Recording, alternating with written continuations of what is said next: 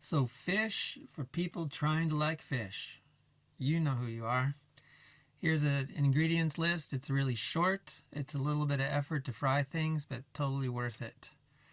So when you're going to get started, you want to put the oil on the stove and it should be warming up. Be careful so it doesn't get too hot.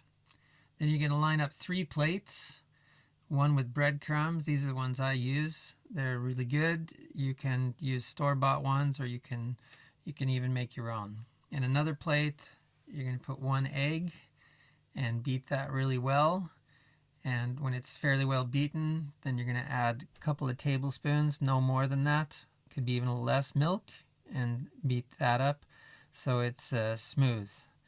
In the third plate, you're going to add some flour. And these 3 things are what you're going to dip the fish in. So you're going to take your fish and season it. It can just be salt and pepper. I've got a seasoning mix here that has salt and a bunch of other stuff in it called Slap Ya Mama, but you can choose what you want. If you don't have anything special, salt and pepper will be fine. So then you've got a little production line here where you start with the flour, and then you're working your way over towards the pan with the oil. So you're going to dip the seasoned fish pieces in the flour and move them over after that into the egg. The smaller you cut the pieces, the more breading you'll have if you like the breading part. If you like to be a little lighter on the breading part, use bigger pieces of fish.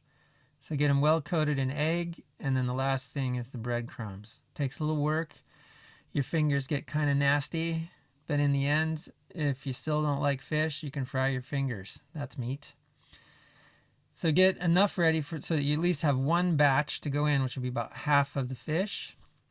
You're going to check your temperature. It needs to be about 180 to 190. If you don't have a thermometer, you're going to have to wing it.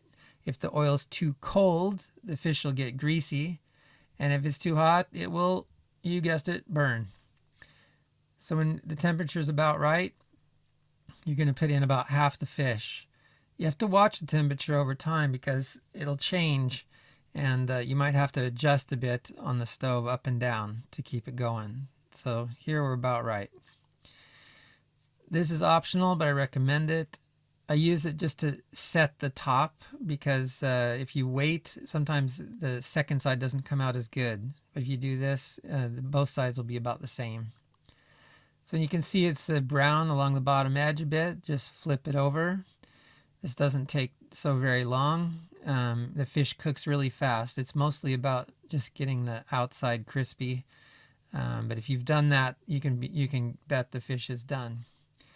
So to eat it up, that night we used some Hellmann's mayonnaise and sriracha mixed together. That's really good. But you can do lots of things. You can use jalapenos or capers, mayonnaise, sour cream. You can just make a little dipping stuff.